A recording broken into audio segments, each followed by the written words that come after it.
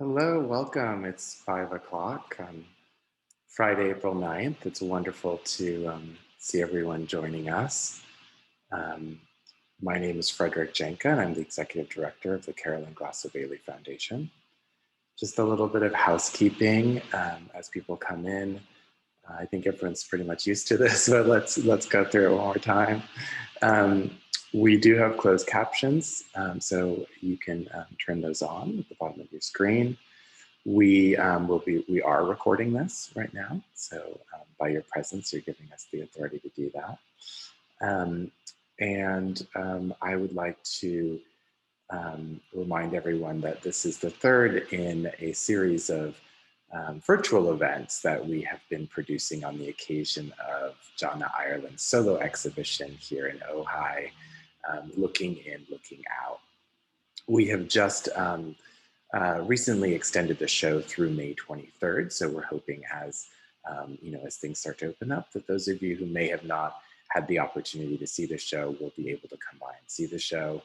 You can contact me directly. My email's there on the screen. We should be having some gallery hours, some regular gallery hours starting soon. So stay tuned for that announcement as well. Another reason we have two of these fantastic authors gathered today is that Angel City Press, a shout out to them, great books coming out. Jim's on here. Thanks, Jim, for all your help in connecting with Lynell and putting this event together. But both authors published books with Angel City Press in the fall of last year. And so as you can see, we have the two book covers on the screen here. Both subjects important to Los Angeles cultural history, and also both having garnered a lot of interest in the last year for various reasons. I also would like to remind everyone that we have the book bundle, which also includes Linnell's first book after Los Angeles Outside the Frame. This is sort of a bonus in the 3-pack, is on our website at theohiinstitute.org. So if you haven't already bought your books and are following along as we go on today's adventure, I do encourage you to go to our witebsite. We have 20% off if you get all three, and we'll keep that up for a few more days too, so you have some time. Without further ado, I wanted to welcome our speakers today, our special guests, Linnell George in particular. And I don't typically read bios, but I thought we should. You're very special today for us, so I thought I'm going to take a moment to read your bio. Linnell George is a journalist and essayist. After Image, Los Angeles Outside the Frame was her first book of essays and photography exploring the city where she grew up. As a staff writer for both the LA Times and the LA Weekly, she focused on social issues, human behavior, visual arts, music, and literature. She taught journalism at Loyola Marymount University in Los Angeles. In 2013, was named a USC Annenberg Getty Arts Journalism Fellow, and in 2017 received the Huntington Library's Alan Jutzi Fellowship for her studies of California writer Octavia E. Butler. A contributing arts and culture columnist for KCET Artbound, her commentary has also been featured in numerous news and feature outlets, including Boom, a Journal of California, Smithsonian, KPCC's The Frame, Los Angeles Review of Books, Vibe, Chicago Tribune, Washington Post, Essence, Black Clock, and Ms. Her liner notes for Otis Redding Live at the Whiskey A Go-Go earned a 2017 Grammy Award. Congrats on all your achievements, Lynell. It's wonderful to have you here with us. And I know this is also a special conversation that Janna has been eagerly looking forward to. And I think, one of the realities of our COVID world is that normally, when a book gets published, there's a lot of in-person events. And so I think this has also been a rare time where we haven't had the opportunity to connect with such incredible talent. So I'm excited that we have both of them here today with us. So thanks to both of you. We're going to get started with, we did this at our last talk, and I thought it would be fun to try to do again, but sort of, I've asked each of them to bring an image as it sort of relates to their subject and their experience of working on their respective projects. So we're going to start with Lynell. You're going to be up first here, Lynell.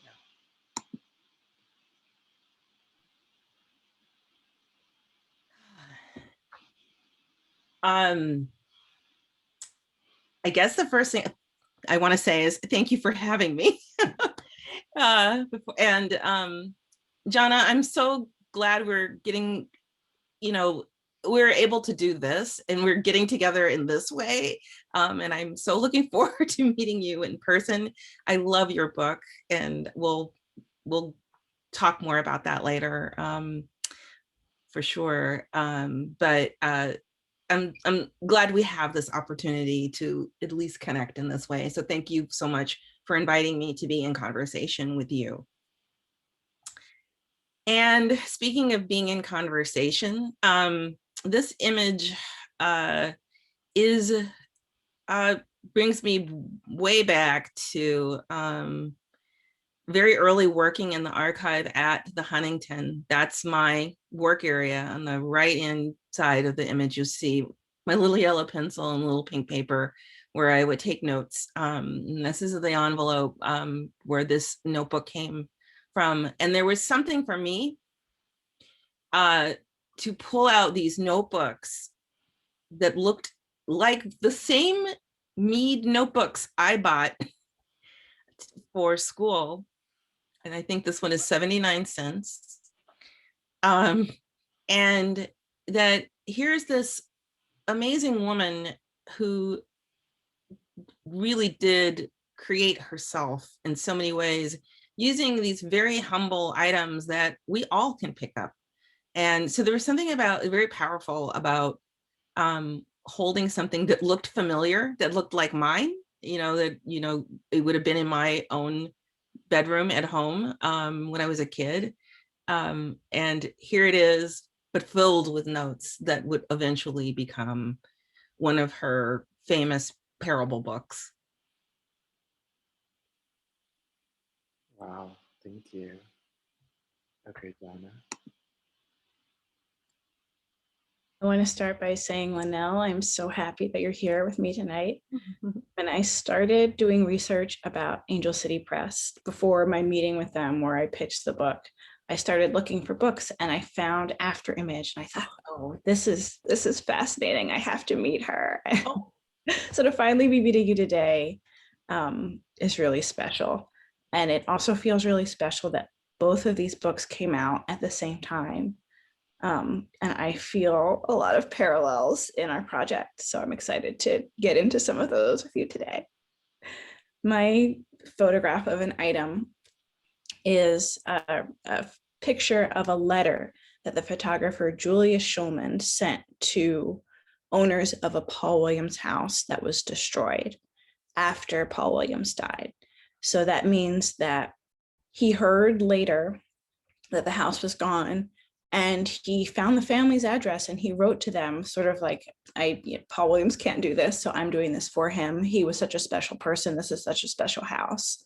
And the idea of a person who inspires that kind of devotion and whose friends are still kind of tending to their legacy in that way after they have died is something that I found really inspiring.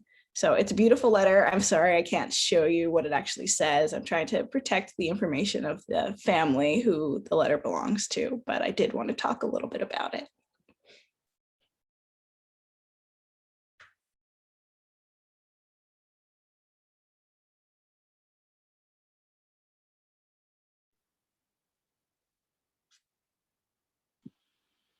One of the first points that, thank you, Janna. Sorry, I was talking with the feet on. Is the connection of Los Angeles, and I know we've just barely gotten into that, but the question is really, how do your projects connect with the city of Los Angeles, the site, identity, mood, memory? And maybe Lynell would like to start. Okay. Well, this current book, Our Way into Los Angeles, is literally through Octavia Butler's feet. You know, she did not drive. She would joke in later years that she didn't drive because she was dyslexic and she was worried about her reflexes, and she just didn't know she could react quickly enough. She was terrified of cars, but she got around, and she got around all over the place by bus, and she knew the bus system very, very well, you know, from Pasadena to LA. And the other thing is she walked so many places. And so she did that sort of writer's ritual of absorbing what was around her. And then the streets and the locations made, you know, their way into her books, sometimes veiled thinly, sometimes very obviously LA. And, you know, especially in the Pasadena area, where you have both urban and wild. So there's, you know, like we probably will hear sirens. I live in her old neighborhood by chance. Sirens, and it's just very urban, but then, you know, 5 minutes up this way, you know, we're in the woods on the trails, you know, in the San Gabriels.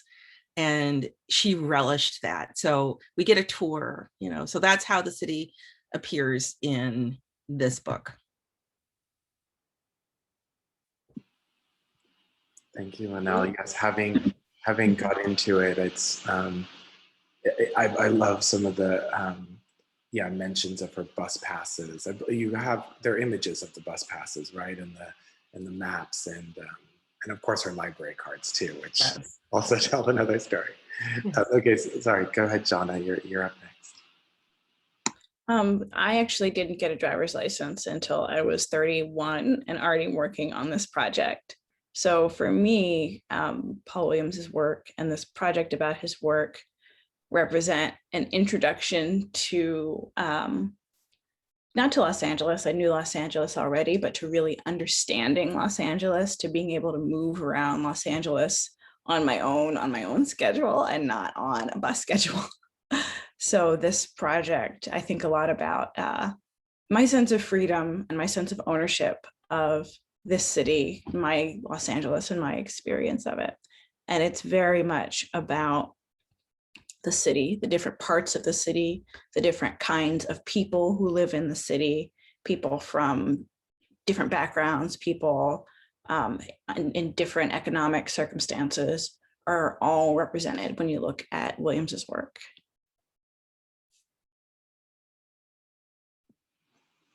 Yeah, and I just before moving on to that, I just wanted to show this like brief image of some of Octavia's bus passes and guides from Linnell's book.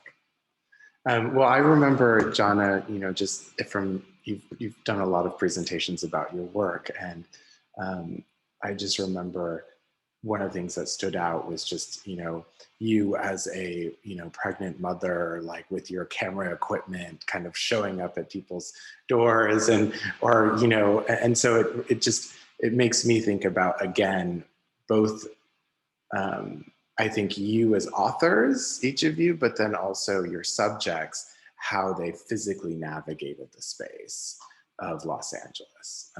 And something also it reminds me of, Janna, is when you talk about, you know, I think it was maybe the public library talk. It just really resonated with me when you said that it was something to the effect of, you know, imagining what it felt like to wake up every day as Paul Williams and, you know, navigate the world that he navigated, and how successfully he was able to, from his, you know, from a business perspective, right? But then maybe that's something a little bit more we could dig into, because I think in Lynell, in your book, I mean, I think Octavia has daily rituals, daily navigations, but also that daily contract with herself, which really struck me as in a way a correlation. Like, I wonder too if we don't know, but what was Paul's sort of daily contract with themselves and with himself, and maybe I wonder, do you too have some sort of personal ritual as you navigate Los Angeles? I do think quite a bit about the performance of being Paul Williams, the public performance of being Paul Williams, and having to always be respectable and put up with slights and not let any of it show. And then how he dealt with that stress, how he felt at home. That's something that I don't know that I'll ever have the answer to. There are no, at least that I know of, there are no journals. So I can't pretend that I understand how he felt, but I do think a lot about what he was dealing with.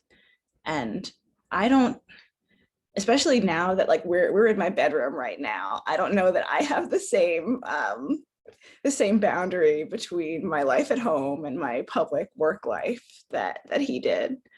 I'm sure that there are ways in which I'm performing as a different person, but maybe I'm too close to see those. I don't know.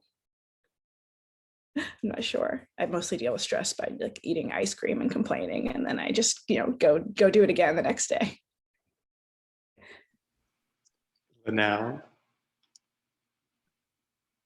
I want to say something about Paul Williams, because as Janna has probably seen, as I tweeting, when her book came out and when the articles were about it, it's like Paul Williams, I'm a native Los Angelino, and he was such a touchstone, and he was almost like this Paul Bunyan-esque character, in Black LA, because it's like, look at this man who did this amazing work, and people would, drive by and point to things, that meant something to them, African Americans, when I was a child, and these stories.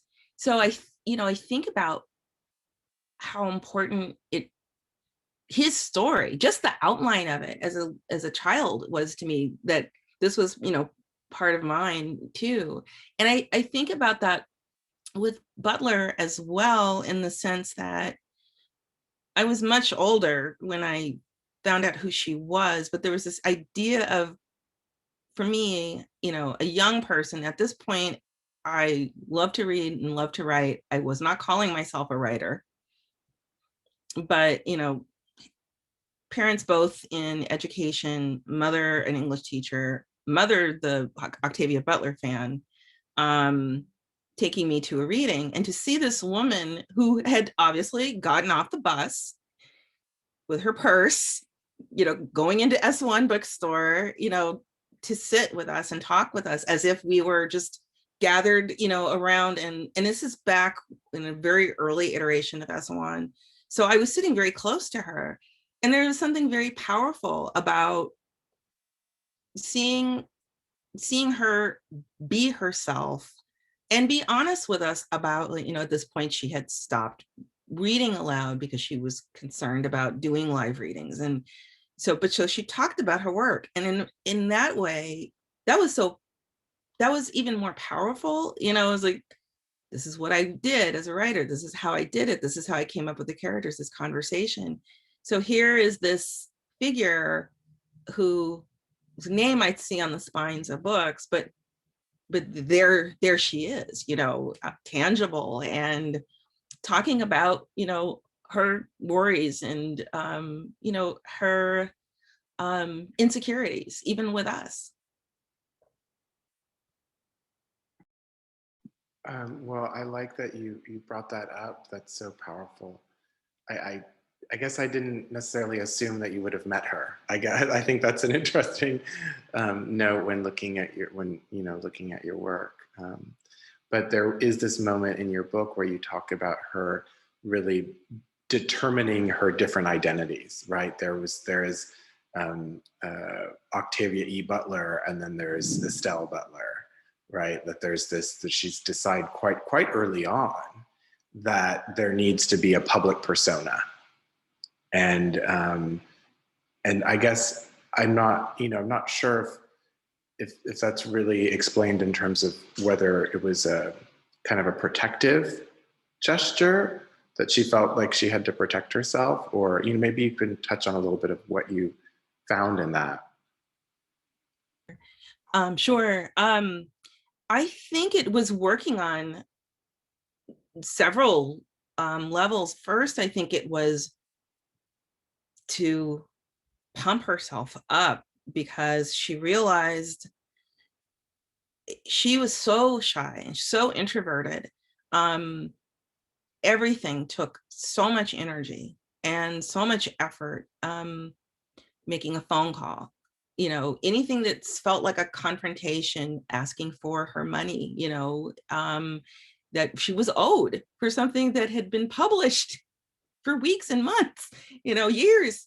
But it took so much out of her, to do these things. And the reading, public speaking, she hated all of it. And she didn't talk in school. In fact, she was very quiet. And then she would go home and get fed up. And in some of those journals, like I showed, would, as she called, session it out. She would just, try to like work through what her fears were. And that's in one of those notebooks, she hits on this idea that as Estelle, the name Estella, as her family called her, she was one thing. She was the introvert. She was the person who was afraid of so many things. If she was just like she was writing in a book, she wanted to create a character that wasn't afraid of those things. So yeah, it was like a cloak too, so it was a way to have a professional identity. So Octavia, so she underneath wrote a list of qualities. Estelle is this way, Octavia is this way. So Estelle is quiet and the wallflower. Octavia is not the wallflower. She is declarative. Estelle wears flat shoes and, dull colors, and Octavia is going to wear bright colors, and she may even wear a dress, and she's going to wear high heels, even though she's 6 feet tall. So it was a way, I think, to own this space and her being. And I also do think it was a protection in the beginning, a way of stepping into a character that she could take off at the end of the day. I thought about Beyonce and Sasha Fierce when Yes. I got to that part of your book, that separation. Like, I have this talent. This is what I have to do to put it out into the world. I have to be other than myself, still myself, but separate it somehow so that I can be myself and still have all of that later. Yes. Yeah. I think it's absolutely the same. Yeah. Yeah, so not only a cloak, but also something that you could really take off at the end of the day, right? That there was that you can then be that have that intimacy and relish that intimacy. Exactly. Well, we've touched on it, but I think the role of archives in both of your projects is I think an interesting topic that I'd like to dig into. One with Lynell, where you have maybe had a lot of access to a very rich archive, including, which is really a great part of the book. If you haven't, to our audience, if you haven't seen the book, but there are a number of pieces that have been reproduced in the book. So, like I showed, the bus tickets, but it's loaded with marginalia, receipts, calculations, all sorts of things. And from a very young age, from some of these early notebooks that she got from her mother. And then Janna, where perhaps, Janna, you wished you had an archive to be able to go into. And so I think, and now that, for those of you who don't know, USC and the Getty co-acquired which are mainly plans, from what I understand, of Johnson's archive, but still I'm sure for the researchers and for somebody like Janna are eager to see what the notes are and what marginalia may exist in those spaces. So would love to throw this out to each of you to sort of touch on. Whoever would like to go first. I think it's you, Lynell. I guess I'll unmute. The first emotion I remember having once I got into the archive at the Huntington, and we had a finding aid, and there was one thing to look at this finding aid online, and I'm scrolling through, like, there's a lot of stuff in there. Well, I'll wait till I get in there. And then just to be confronted with the fact that there are 400 boxes of her material, and it's a range of things, from those composition books and notebooks, to childhood diaries, to her mother's diary, to the bus passes, the library cards, lists, her clip file from newspapers and magazines. She saved everything, her old TV guides, their pencils, and there's a sweater, there's a button from one of her old schools. There's just so much stuff. And I was at first, then there was that moment of thinking, well, where do you start? And where's the best place? And how do you get to know someone?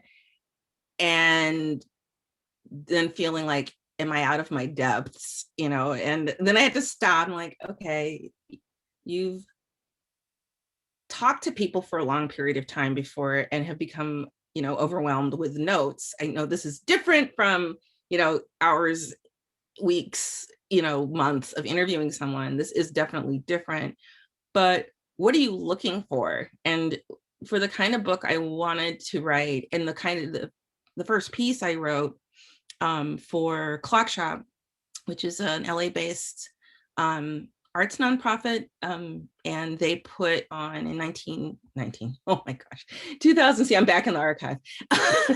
In 2016, it was the 10th anniversary of Octavia's death. And this was going to be, the idea was we were going to do a celebration of her life and legacy. And so I was one of a group of artists and writers and musicians who went into the archive, and we're going to create a piece. And so what I ended up creating was something that was called a posthumous interview. And so what I was looking for was her most intimate voice, not the formal public speaker voice, not her on the page. I wanted to hear what she would sound like in conversation.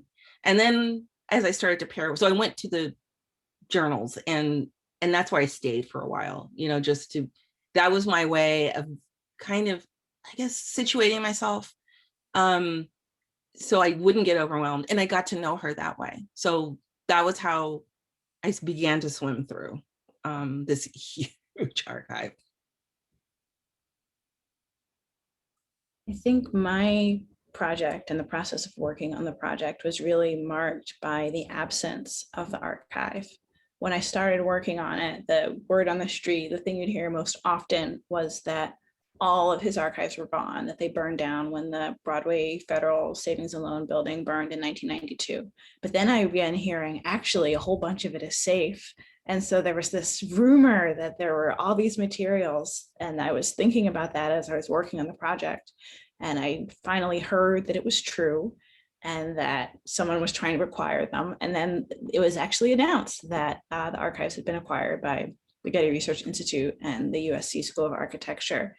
But because of the pandemic, the work of getting into those archives hasn't begun, and they're not accessible. So there's still this mystery in these archives. But meanwhile, I've taken all of these photographs and the book has been published. So for me, the archives are something I think a whole lot about, but I don't even know what I want to accomplish. I'm so deep into this subject that it doesn't feel done, but I don't know what looking at those archives will mean for me. And it might just be that it is, it's an experience that's meaningful to me emotionally, and not even something that leads to more work, but it's something that feels very important. I was born 5 years after Williams and all the way on the other side of the country. So we had no overlap. And I didn't come onto the scene and start doing work about him until nearly 40 years after his death. So there are so many traces of him that were lost in that time. People who lived in his structures or had them commissioned died. So I can't talk to them. And there's this remove from the subject that will always be there to some degree. But I'm hoping the archive can close that gap a little bit. And so this is a related question, but it comes to now, how are each of you sort of negotiating the thought of your own archives or your own, is this again, like having Lynell too, like having been so deep in Octavia's, notebooks, like, are you being perhaps somewhat self-conscious about what you put in your notebooks, like, or how do you think about, your archive? It's funny you say, I don't know. I did post, I was going through some old, I've never been a journaler like she was. So that was a revelation. I do keep books that are, I guess, sort of like day books, and especially when I'm working on projects or I'm going through like a complicated patch, but it's usually with work. I'll write something, and I found a page from 2005 or 6 that said, "Destroy all journals, yes, even this one." And I was like, wonder what was going on in 2005, because I don't see evidence of what it was around there. So my archive might be confusing to others. And she did a little bit of this too, where she would write in code. So it made me think, well, maybe I can pick that up. Like, so you don't really know who this is referring to. And I thought, I'm going to make some archivists down the road really crazy, and they're going to be really irritated with me. I do keep, I have to figure out, I'm looking around here, I'm sitting in my office. Lots of notes from interviews over the years. And I'm so glad, because during this shutdown, when so many libraries and archives were closed, I was able to find things like flyers and, things I needed to help me put together projects. And I thought, so maybe I have kept some things that are really essential. But absolutely, yes, to your question, it has really made me think about what I keep and how I'll keep it, and who needs to know about what and what is important.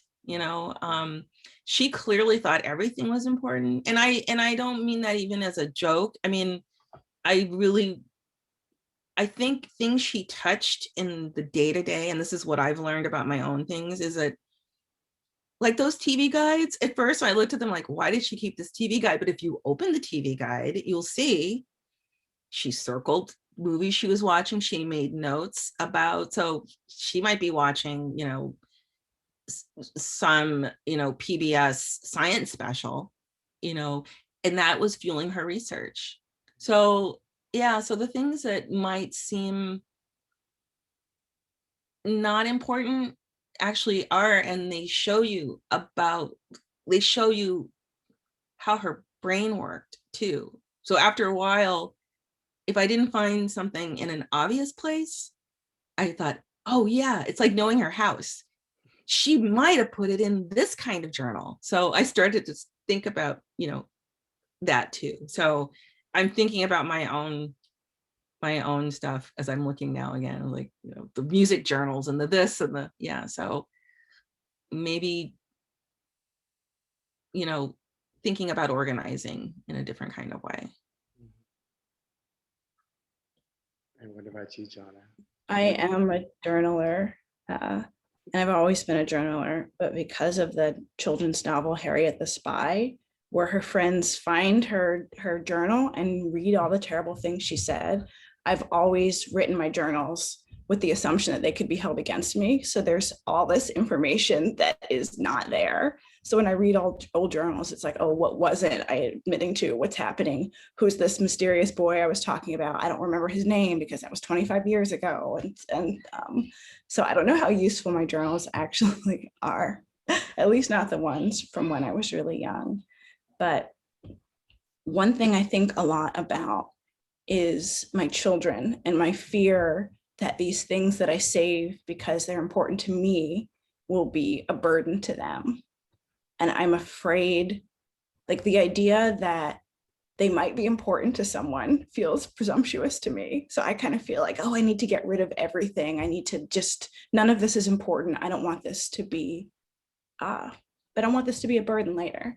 But at the same time, I just got a fellowship from the Nevada Museum of Art, and they're asking for everything that I do for this fellowship. They're asking for like my plane tickets and my notes and everything. And it's just kind of like, oh yeah, the idea of someone else being interested in that kind of thing is very new to me. And I have to figure out how to decide what's actually important, or figure out whether everything is important or potentially important. I don't know. And then for photographers, of course, working today, the archives are largely digital.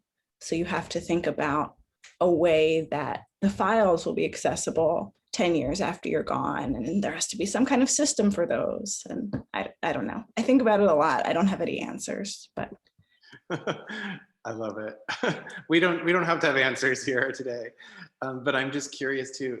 In our last conversation with two photographers, the iPhone camera roll came up as a topic, and so I wonder, like, how do you even sort of set about trying to negotiate that?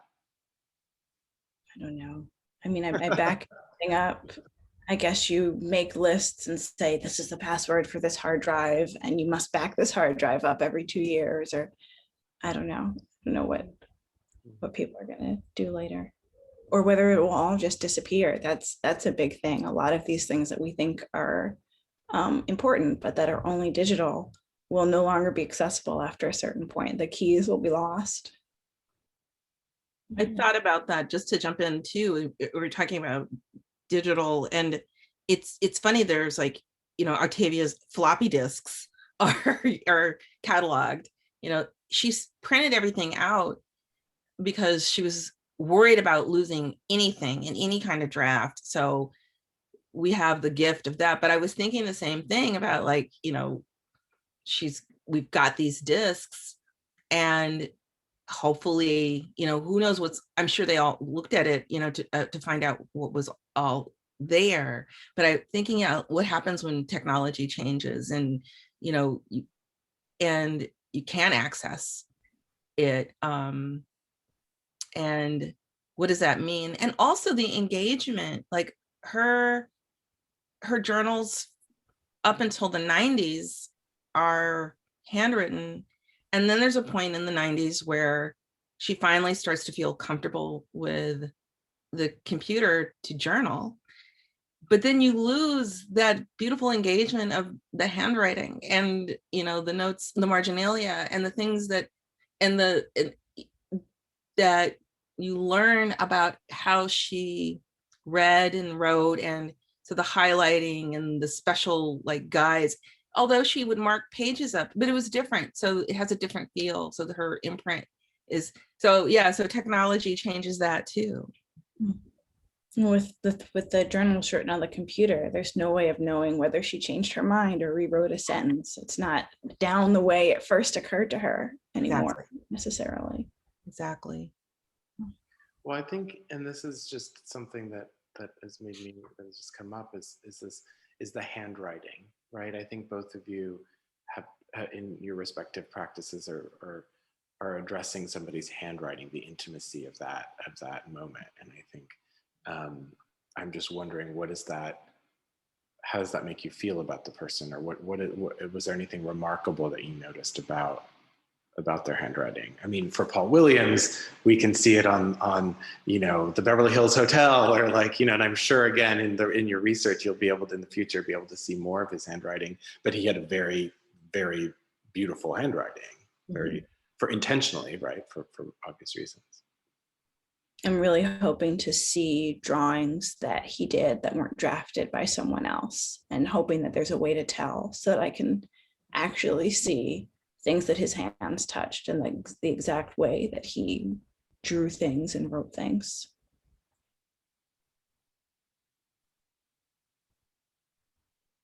Yeah, there was something for me too about watching Octavia's handwriting change over time, and she has a very very specific way of making certain letters. So like her F's look back, they're backwards. So like once I started to be able to decipher like there's certain letters, that evolve over time too. I could tell when she was in a flow based on what her cursive looked like. I could also tell when she was upset, even though she wasn't writing about something that was upset, because the cursive was very cramped. My eyes would get very tired some days from just really squinting through. And also, I think she was trying to, money was an issue growing up. That's why she had these hand-me-down notebooks and books. And so she was saving paper, so she was writing tiny, and using both sides and the margins. So the writing told me that too. Yeah, that's really interesting how telling it is, right? Or how indicative it is of one's mindset or realities. We're getting close to 6 o'clock now, and so in a few minutes we'll open it up to questions from the audience. But in prepping for this, I also asked you both to consider if there were any questions that you wanted to ask each other, or if this format is adequate for that. You also may need a bottle of wine and a couple hours to really ask some good questions. But maybe Janna, you might have a question, because I think so much of why we're all here too is because of your desire to be able to connect with Lynell. So I don't know if you've prepared something. And one question was, of course, about the archives, which we talked about a bit earlier. But another thing I just wanted to hear a little bit about is the process of putting the book together. It's so special as an object. I listen to a lot of audiobooks, but this is something that's very much about the physical book and being able to see the photographs of her objects and the way that they're integrated. So I was curious about how those decisions were made, this size, which is kind of journal size, how that came about, and the decision to make something that has biographical information but isn't a straightforward biography. It's this interpretation of her thoughts through what she wrote down that I just think is really fascinating. So it's a very, very wide question, but I just want to hear you say anything you have on the subject. Thank you, because I honestly I decided after I finished the posthumous interview, I wasn't done. Like, when you were talking about Williams, like you just realized like there's something else. And I was so interested in, because the posthumous interview ended up being her talking to herself, asking questions. So every question in this Q&A is a real question she asked, and then an answer she came to. And she would ask certain questions she asked over the span of her entire life, that's documented in the archive. And some were things that just popped up in different ways. So I started to look at those things, and a lot of them had to do with that idea of self-creation and using these humble objects, to become something bigger. And she really did not focus on, she would be frustrated in moments about what she didn't have, but she did not focus on what she didn't have. She used what she had. So that bus pass, that library card, those 79-cent notebooks, were huge. And that's when I started to think about this idea of like how to be a writer. It's these objects, and each of these objects tells us something about her, you know, and how she used it, like her calendars, which I'm like in love with, because she was in the present, but also in the future, because she's thinking about deadlines. She's counting off the page numbers. Her goals are there. Her rewards are there. You learn so much about her. And so that's why I kept thinking, this, I want to do something that has to do with how to become a writer, or how to do something that other people don't understand. And you don't even really fully understand. She didn't have a role model. How did she do this? It was a recipe. So one day I happened to be in the archive, and I was reading, and people constantly asked her, what does science fiction mean? What does science fiction mean to you?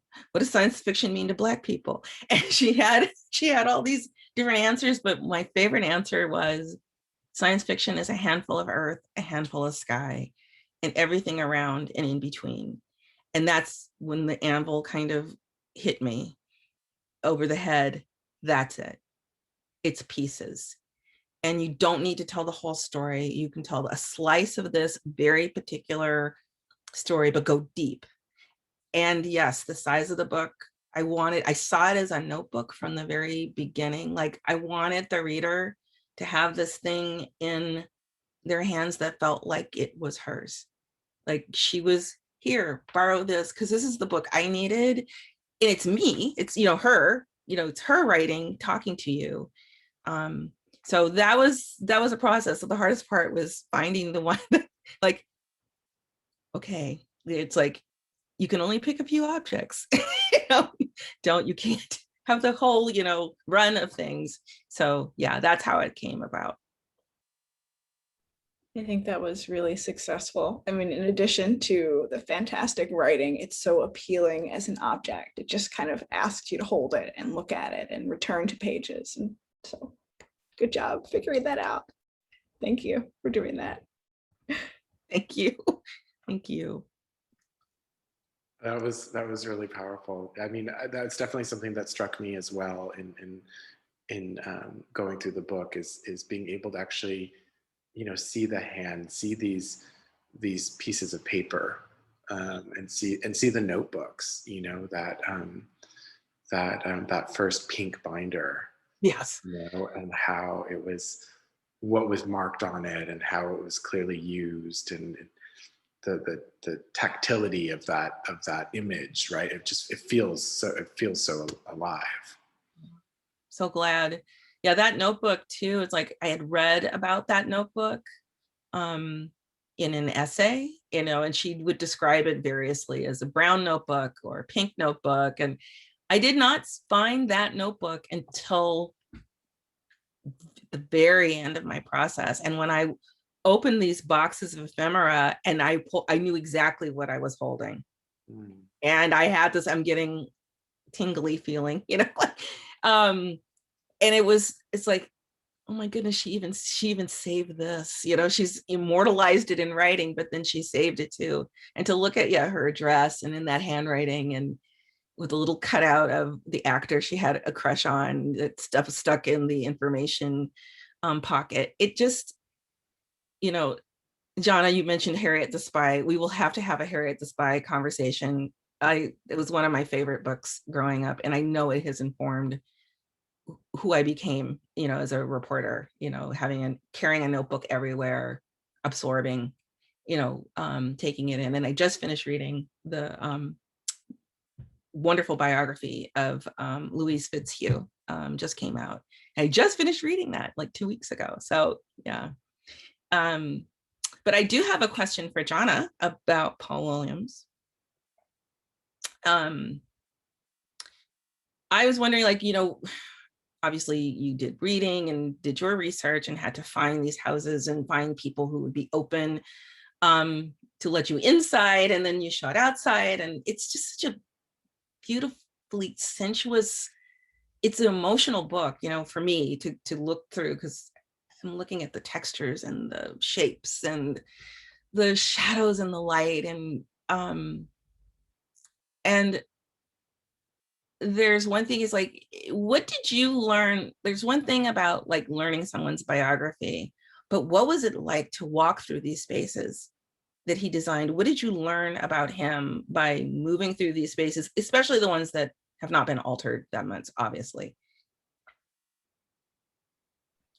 I think I learned that he could do anything. I mean, it's one thing to read about all of the styles that he designed in and all of the different things that he did, but to actually visit them and see them is really remarkable. And that's another reason that I want to get into the drawings, because when you look at the drawings, at least the ones that I've seen, every little like curve on a banister is there. Every little corner of a room is there.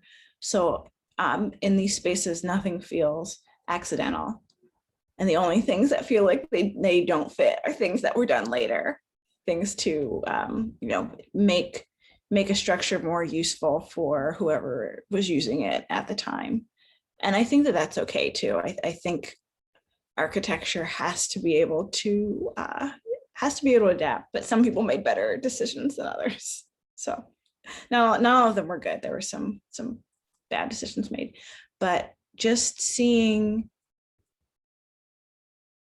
the act of going to these places and photographing them and then dealing with the photographs later and editing them and the book coming out made me really conscious of the amount of time he put into this work, that he actually planned every single one of these, that he was doing it over the course of 50 years. So that's my time on this project. My few years doing this has made me think about the kind of person who could keep up that level of work for 5 decades.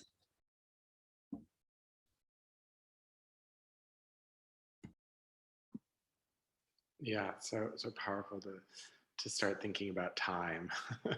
And I was actually surprised that I had thought that Octavia had lived longer, but she actually did die quite young, and so we always then want to think about the things that we could have had, right? Like the books the stories that what was she working on then?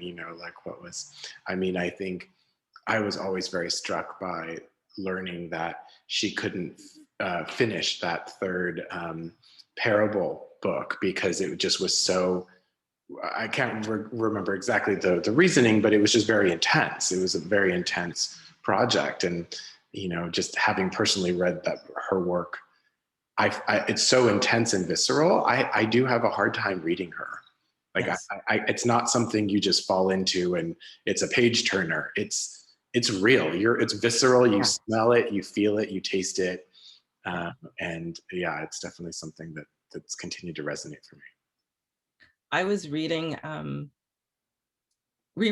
A Parable of the Talents last year when we were having those 106-degree days and the fires and yeah, this guy was pink. And I was like, do you really want to do this now?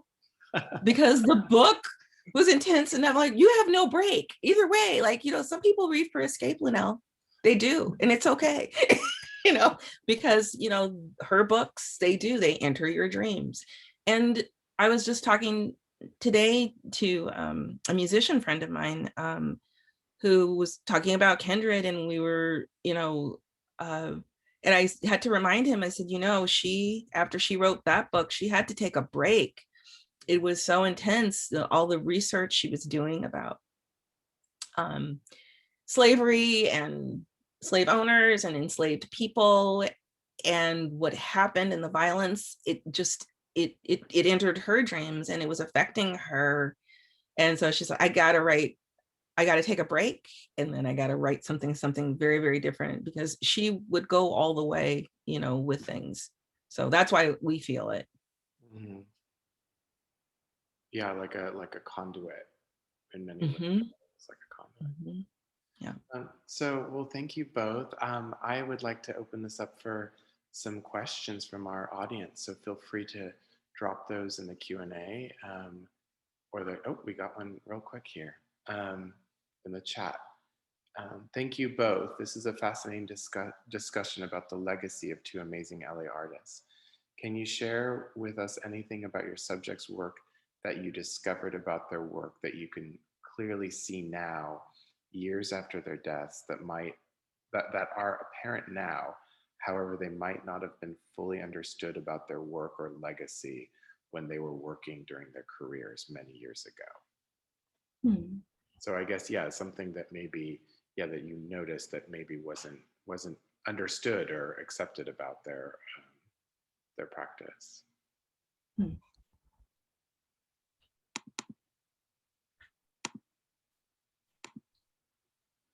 And if that's a challenging question, we can also move on.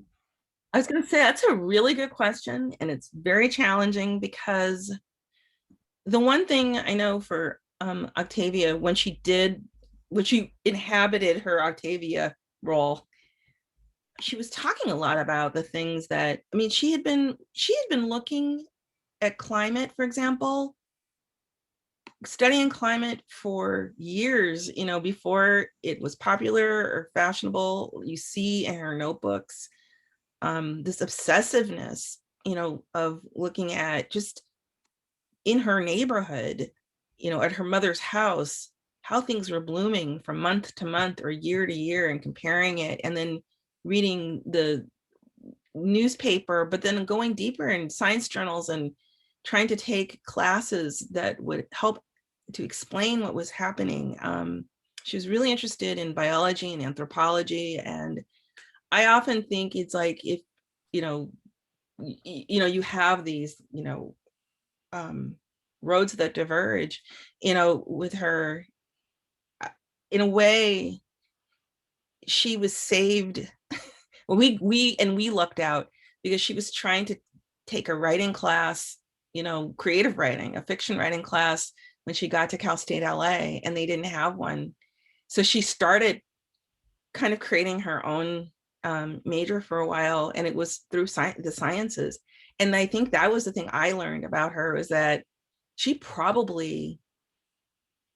wouldn't have probably gone that road and her, that way. And we would have gotten different kinds of books if she had been able to do it the way she wanted to the first time. In a way, she took this hard left and was forced to do something harder, but we reaped the benefits of it. So all of that study, this broad study of so many different things, ended up in her books. So I think that's the thing I see, is like what the scholarship it took to write these fantasy worlds. They're rooted in what we step on every day, the earth and they're in the sky. We have, sorry, go ahead, Janna. Oh no, I don't have a good answer for it, so we can. I'm still thinking about it, so we can do another one. We have a question from the audience for Lynell. Do you think you may write more about Octavia in the future? I so back and forth on this, because I thought I was done until I wasn't done with the first piece, and then I thought I was done, but I'm still thinking about her, and I'll say perhaps. I won't say never or no, because one of the things I have noticed is that, like, this is the longest stretch in, I don't know how many years now. It's been 4 years, 5 years, 6 years that I haven't been in the archive. I haven't, in some way, even if it's just like once a month or, twice a month. And in the very beginning of COVID, and it was like, I'm having a little bit of separation anxiety. I don't get to discover something new in the archive. So yeah, maybe. Well, and to that point too, I feel like John has spoken about how this is really kind of a lifelong commitment to her practice of documenting his work. And I just wonder, even from the perspective of like visiting her archive, like, do you have access? Like, is this something that you would be able to continue to revisit down the road, regardless of whether you write anything about it, but just kind of having that relationship, I guess, that you've built over these past few years.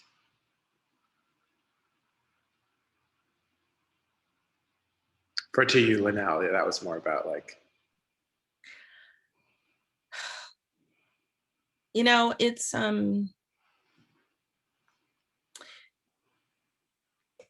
funny. I really think about this whole thing was total serendipity, because just even being involved in this project, if you had told me 10 years ago, you're going to be working in depth in the Octavia Butler archive, and I'd be going, what? What, really? And that's the thing about, I guess, being open to, I just thought, sure, why not? I have the time. But then finding that there was so many different paths I could walk down. And one of the things I learned a lot too was about just the writing community, and here in LA, just the way she would talk about who she connected with, and you, again, back to those calendars. And I think about, like, yeah, there's so many other stories you can tell with one archive.